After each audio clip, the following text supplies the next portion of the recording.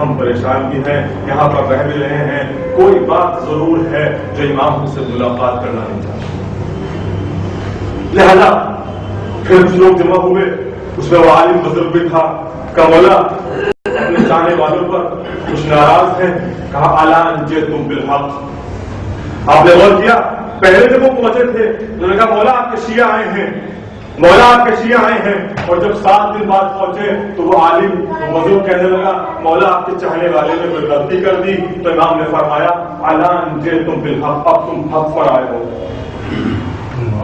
کہ مولا سمجھے نہیں، کہ آپ سب کو فلاں جگہ بلا لو، فلاں مقام پہ بلا لو۔ اب میں سمجھاتا ہوں۔ امام آئے اور آنے کے بعد ایک بڑی خطبہ ارشاد فرمایا اور کہا کہ تم نے مجھ سے یہ کہا تھا کہ مولا ہم آپ کے شیعہ آئے ہیں، جانتے ہو شیعہ کیسے ہوتے ہیں؟ جانتے ہو شیعہ کیسے ہوتے ہیں؟ اور امام نے 70 صفات شیعوں کی بتائی ہے، 70 صفات امام نے بیان فرمائی۔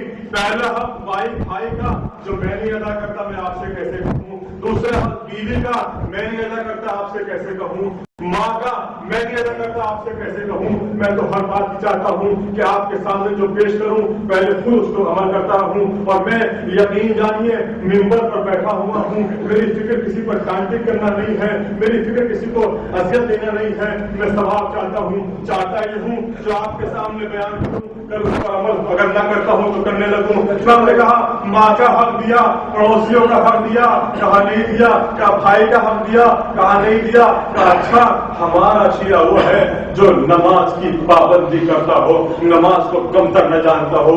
عزیزو ہے کوئی جو دعویٰ کر سکے کہ ہم شیعہ ہیں؟ ہے کتنے لوگ ہم میں سے ہیں کہ جو غاصب نہیں ہیں، جو ہم غاصب پر مجھے 72 کی 72 صفات بیان نہیں کرنی نہ اس وقت میرے ذہن میں ہے، لیکن اس میں غاصب بھی ہے، حاسد بھی ہے، اس میں حق کسی کا ہو، ماں کا ہو، بیوی کا ہو، بھائی کا ہو، پڑوسی کا ہو۔ اب تو دیکھتے ہیں کہ ادھر اسلام تو یہ کہہ رہا ہے کہ اگر آپ کسی ایسے بیابان میں ہیں، کسی ایسے جنگل میں ہیں جہاں آپ کے پاس 3 چلو پانی ہے، آپ کو وضو کرنا ہے، وضو کرنے بیٹھے آپ کو جانور دکھائی دے گیا، نجس جانور لیکن خدا کی مخلوق ہے، لیکن وہ دکھائی دیا، زبان پیاس سے اس کی باہر ہے، تو اس وقت آپ پر وضو کرنا جائز نہیں ہے، بلکہ اس پانی کو جانور کو پلا دیں، آپ تیمم سے نماز پڑھیں۔ تو یہ تو حقوق ہے فقہ کافری میں۔ میرے عزیزوں کہیں ایسا تو نہیں کہ جب ہم 9 ربیع الاول آئے گا ہم لان تان کریں گے، غاصبوں پر لعنت، بروں پر لعنت، فلاں پر لعنت۔ کبھی آپ نے کبھی ہم نے اپنے گریبان وجود میں جھانک کر دیکھا کہ جو کام انہوں نے کیا، جو کام کے لیے لوگ کر رہے تھے کہیں ہم تو نہیں کر رہے۔ عزیزو یاد رکھیے گا اگر وہی کام ہم کر رہے ہوں تو پھر وہ لعنت ان پر نہیں ہم پر آئے گی۔ ہم پہلے بھی عرض کر چکے خمس کا مسئلہ ایک دقیق مسئلہ ہے، بہت ضروری ہے کہ ہم لوگ غور و فکر کریں کہ ہم زہرا سلام اللہ علیہ کے دشمنوں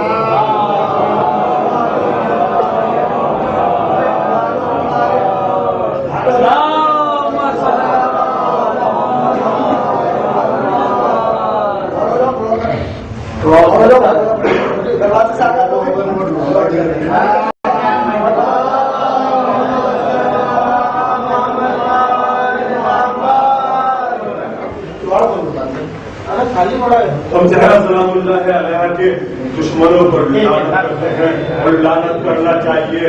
لعنت کا بہت بڑا خواب ہے۔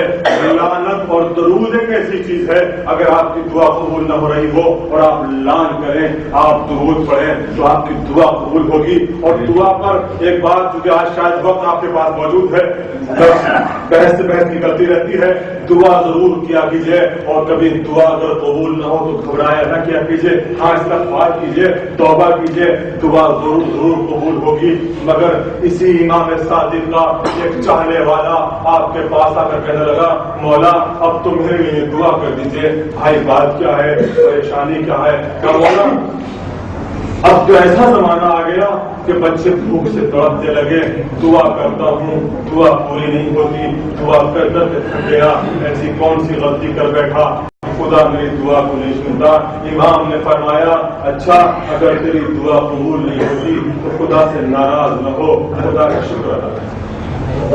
اگر دعا قبول نہ ہو تو خدا سے ناراض نہ ہو بلکہ خدا کا شکر ادا کر کہ مولا شکر بھی ادا کرتا ہوں مگر کبھی کبھی انسان ہوں دل میں کچھ باتیں آ جاتی ہیں جو آج ہمارے دلوں میں آتی ہیں جو آج ہم کہتے ہیں ارے ہماری تو سنتا ہی نہیں اللہ یہ کفر ہے اس سے بچیے گا مگر سوچیں کہ جو خداوند عالم عادل ہے جس نے انصاف کرنے کا وعدہ کیا ہے اور یہ عقیدہ صرف ہمارا ہی نہیں ہے ہر انسان کا یہ عقیدہ ہے کہ خدا عادل ہے تو جب عدل ہے اور اس نے یہ کہا بھی ہے کہ ادعونی فاستجب لکم تم مجھ سے دعا کرو میں قبول کروں گا تو یاد رکھیے دعا ضرور قبول ہوتی ہے مگر ایمان کے ان الفاظ پر غور کیجیے گا ایمان کی اس بات پر غور کیجیے گا وہ شخص جب بیٹھ گیا امام سے بار بار کہتا تھا مولا کوئی دعا تعریف فرما دیجیے آپ نے کہا اللہ کا شکر ادا کر اللہ کا شکر ادا کر اللہ کا شکر ادا کر استغفار کر ایک مرتبہ کچھ ناراض ہوا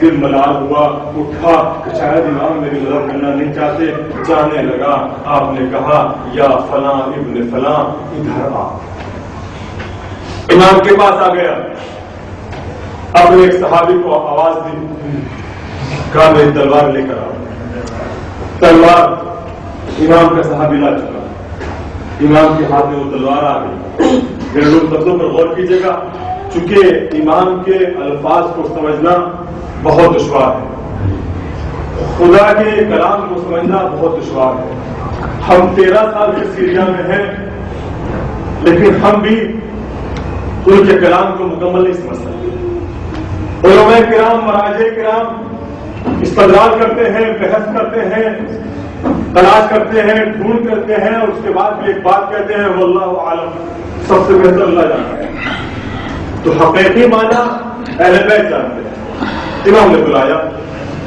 ادھر آ تلوار ہاتھ میں ہے اس کا ایک بچہ تھا اس کی عمر 9 سال کی تھی کہ ایسا کرو یہ تلوار لے جاؤ اور اپنے فلاں بچے کو دے بہت چلتا اپنے فلاں بچے کو دے دینا تلوار تو امام سے لے لی ایک قدم آگے نہیں بڑھایا فوراً پیچھے گیا کہ مولا میرا بچہ یہ والا بچہ اس کی عمر تو 9 سال ہے کہا پھر کیا پریشانی ہے کہ مولا اس کی عقل بھی کہا کہ تلوار کی صفت کو جانے تلوار کو وہ کیا جانے اپنے آپ کو کاٹ لے گا کسی پڑوسی کو کاٹ دے گا مجھے کاٹ ڈالے گا امام نے فرمایا آپ بھی نہیں سمجھے یہ بات آپ تک پہنچ رہی ہے امام نے فرمایا آپ بھی نہیں سمجھے دعا قبول کیوں نہیں ہوتی کیونکہ خداوند عالم آپ کی حیثیت کو جانتا ہے کہ اگر آپ کو اس نے چند سکے دے دیے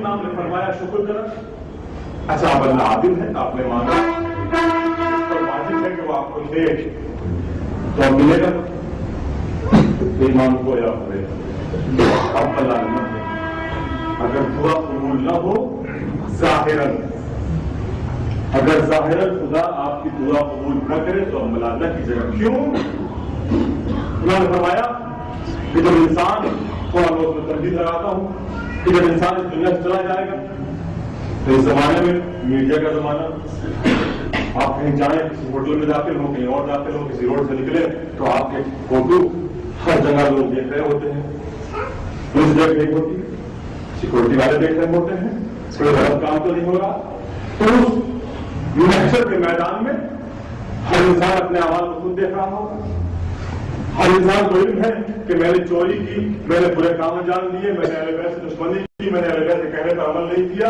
میں زبان سے بھی اقرار کرتا تھا اور کوئی اچھا کام میں نے نہیں کیا مجھے یقین ہے کہ جہنم میں جانا ہے انسان کو یقین ہوگا اس نے کوئی اچھا کام نہیں کیا تو حاطف ندا دے گا ندا دینے والا آواز دے گا یہ شخص جاتا کہاں ہے بغیر کسی کتاب کے خود کو علم ہے وہاں جا جہنم کی طرف کا نہیں تو خدا سے کچھ دعا کر اور ہم نے تجھے وہ عطا نہیں کیا تھا خدا کہہ رہا ہے ہم نے وہ تجھے عطا نہیں کیا تھا لیکن جو تم نے کل مانگا تھا وہ ثواب کی شکل میں یہاں موجود ہے اس کو ایک صلوات پڑھیں محمد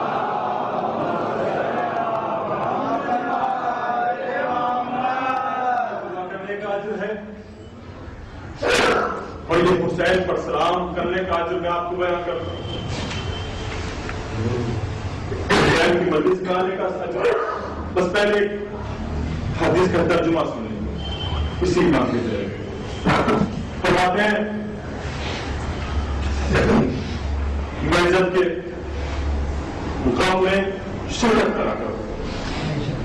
میرے عزت کو ایسے ہویا کرو جسے ایک بیوہ اپنے یتیم کیوں کہا کہ ایسا نہ ہو کہ جس طرح غدیر کو چھپایا گیا میرے عزت کے غم کو چھپایا. تو اس سے واجب ہے کہ غدیر کو بھی اور یہ صفحے عذاب بچھائی جائے, اس میں درس عبرت بھی لی جائے. سوال کیا ہے؟ تو روایت آپ کے حوالے کرتے ہیں.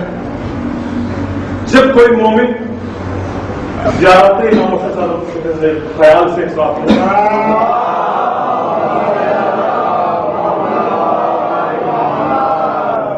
اپنے گھر سے قدم نکالتا ہے تو اس کے ہر قدم پر خداوند عالم 10 گنا معاف کرتا ہے. ایک روایت میں ہم نے پڑھا 1 گنا, رات نیٹ سے ایک کتاب دیکھ کر لکھا 10 گنا معاف. روایت معتبر ہے. اچھا 10 کو چھوڑیے آپ ایک پاری. اور جو وہ زائر حرم امام کے ساتھ پہنچتا ہے, زیارت کرتا ہے, تو خداوند عالم اس کے تمام گناہوں کو معاف کر دیتا ہے. اور جو وہ زائر, لیکن زائر کے لیے بہت شرطیں ہیں. زائر کیسا ہو؟ پیسہ حلال کا ہو, لباس حلال کا ہو, رگوں میں دوڑ رہا خون نجس نہ ہو, اس کی روزی حلال ہو, اس کے لیے. جو وہ ظاہر آدھا نظارہ سے فارغ ہوتا ہے اور الوداعی زیارت کا انجام دیتا ہے اور چاہتا ہے کہ امام حسین کے روزے سے باہر آئے, اس وقت خداوند عالم خاص ایک فرشتہ, جو فرشتے کل عاشورہ میں حسین کی مدد کے لیے آئے تھے, ان میں سے ایک فرشتہ اس کے پاس آتا ہے ظاہر کے پاس اور کہتا ہے ظاہر ہماری یہ بات سن. بس اس بات سے پہلے 2 جملے ہمارے سن لیجیے. یہاں پہ اکثر لوگ صاحب اولاد ہیں اور جن کے حامی نہیں ہے تو اندازہ جلد جلد اولاد نے عطا فرمائے. ہمارے جو بچے کچھ غلطیاں کرتے ہیں, اس غلطی کو ہم ایک بار نیگلیکٹ کرتے, نظر انداز کرتے ہیں, 2 بار 3 بار 4 بار. لیکن اگر کوئی بچہ بار بار غلطی کرنے لگے تو اس کی غلطی ہم والدین سے معاف نہیں ہوتی. اور جو ہم سے بڑا باپ ہے, اس سنسار کا باپ معلوم تھا, تو وہ کریم بھی ہے, رحیم بھی ہے, مگر جبار و قہار بھی وہی ہے.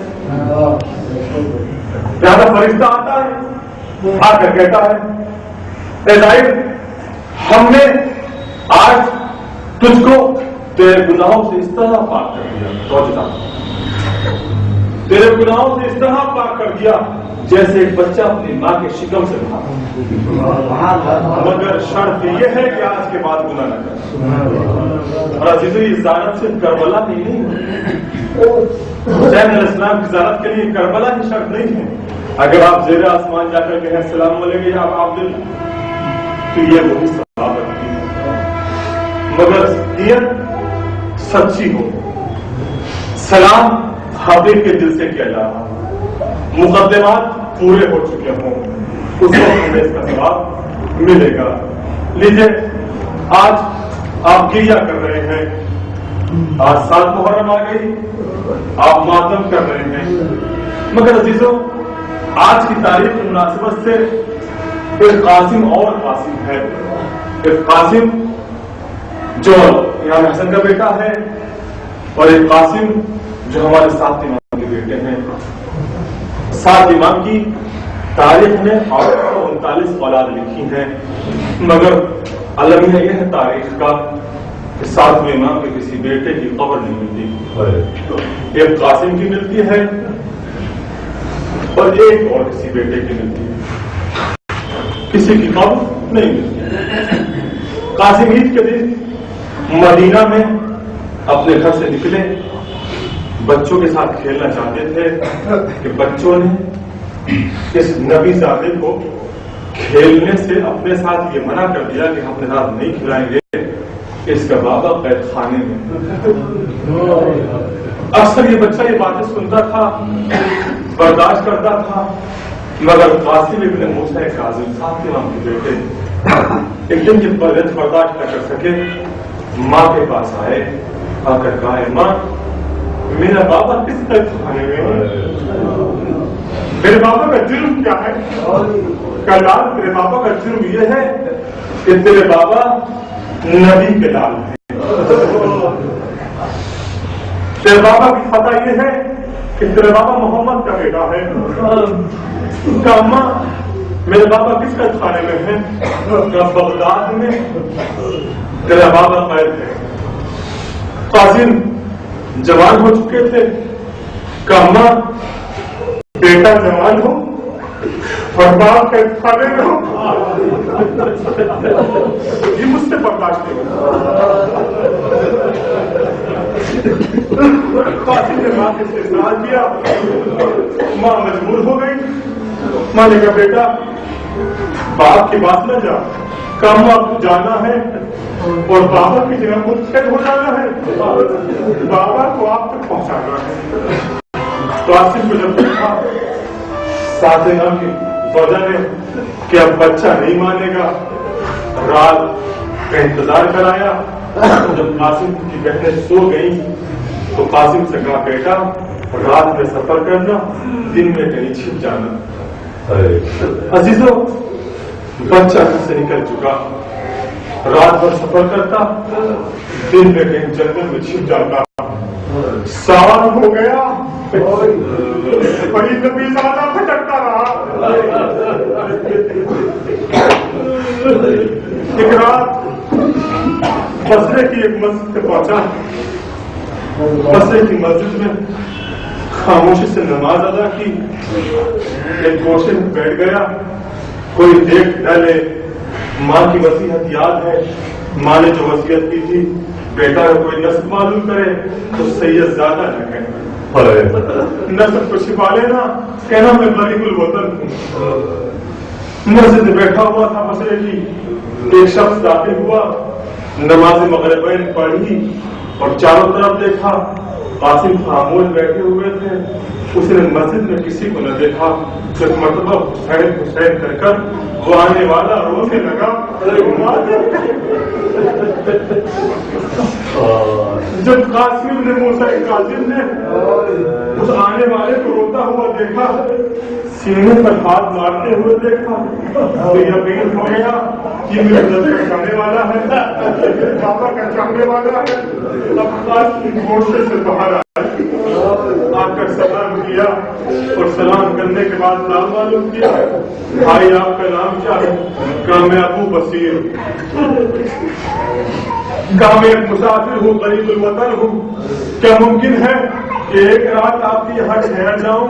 بس عزیز ابو بصیر اہل بیت کا چاہنے والا مسافر کا کیسے خیال نہ کرتا، اپنے گھر لے آیا، کھانا کھلایا، اور جب بچہ رات میں سویا بچے کی خواب میں بابا آ گئے، امام موسیٰ کاظم نے آ کر کہا اے محلال قاسم تم ہماری زیارت نہیں کر سکتے، بغداد میں معلوم ہو گیا ہے کہ مدینے سے ایک سید زادہ نکلا ہے، مدینے سے ایک بچہ نکلا ہے جو ہم تک پہنچنا چاہتا ہے، بس تم کو ہم حکم دیتے ہیں کہ جہاں ہو وہیں ٹھہر جاؤ، وہیں رک جاؤ، صبح ایسے اسباب ہوں گے کہ تم یہاں ٹھہر جاؤ گے، اب آگے نہ آنا، میرے لال تمہیں زندہ رہنا ہے، میرے لال تمہیں ماں کا سہارا بننا ہے۔ قاسم نیند سے جاگے، نیند سے اٹھے، ایک مرتبہ سوچ رہے تھے کہ میں اس طرح اپنے باپ کی وصیت کو پورا کروں، اس طرح اپنے باپ کی وصیت کو مانوں کہ ابو بصیر آ گیا، اے بچے، اے جوان، کیا نوکری کرنا چاہتے ہو؟ نوکری کرو گے تو آکاش مل جائے، تاریخوں میں پانی کی سبیل لگاتا ہوں، اس پر ایک جگہ خالی ہے، اگر تم چاہو تو تم وہاں پر نوکری کر سکتے ہو۔ عزیزو یہ سید زادہ مجھے آنے والوں کو پلاتا رہا، ایک جب کچھ زمانہ گزرا یہ پانی پلاتا وہ بچہ اپنے گھر آیا.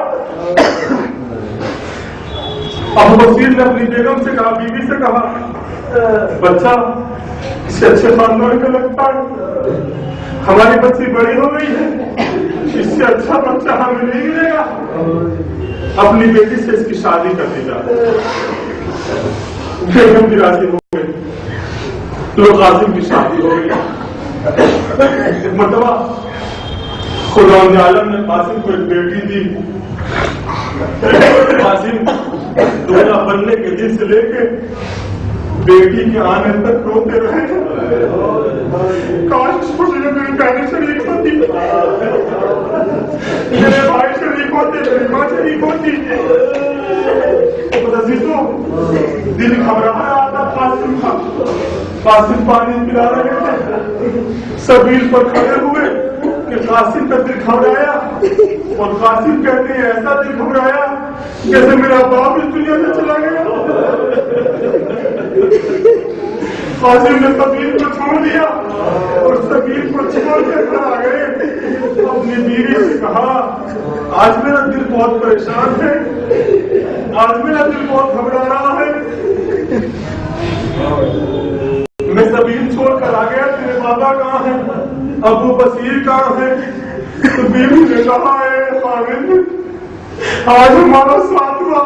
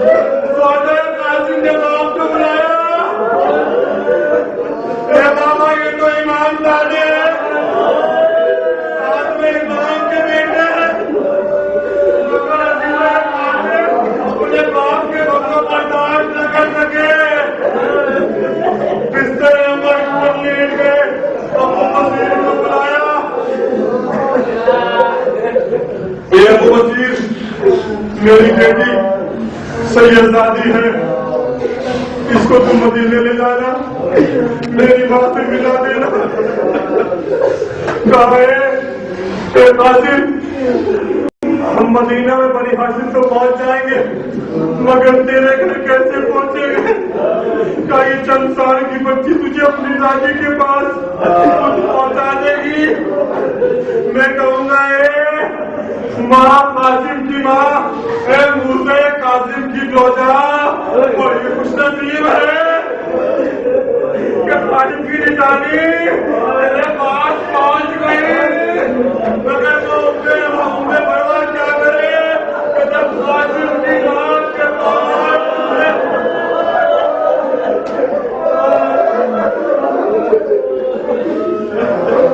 قاسم کی رات کے پاس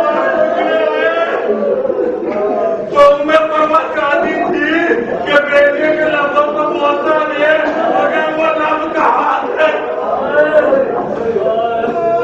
قاسم کی بیوہ آ گئی, ایک قاسم کی کس دنیا برباد کروں.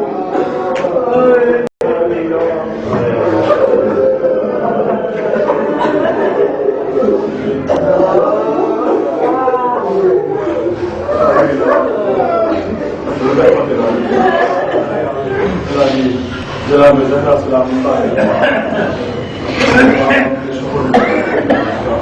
جناب قاسم کی غربت کا واسطہ ان کو الہی جو لوگ بے اولاد ہیں ان کو اولاد نذرین عطا فرما, ان کی محتاجی کو خزانہ غیب سے ادا کر دے. جو لوگ پریشان ہیں ان کی پریشانیاں دور کر دے. ہمارے برادر جو ساؤتھ افریقہ میں رہتے ہیں ڈاکٹر صاحب, ان ان کو ان کی پریشانی سے جلد نجات دلا دے. ہماری والدہ اور ہمارے جتنے بھی یہاں پر برادران موجود ہیں اور دنیا میں جہاں جہاں شعر حیدر کردار بیمار ہیں ان کو شفایا کاملہ واقعہ اور زیادہ امتحان رہے. زمانے کے ظہور میں تعلیم فرما.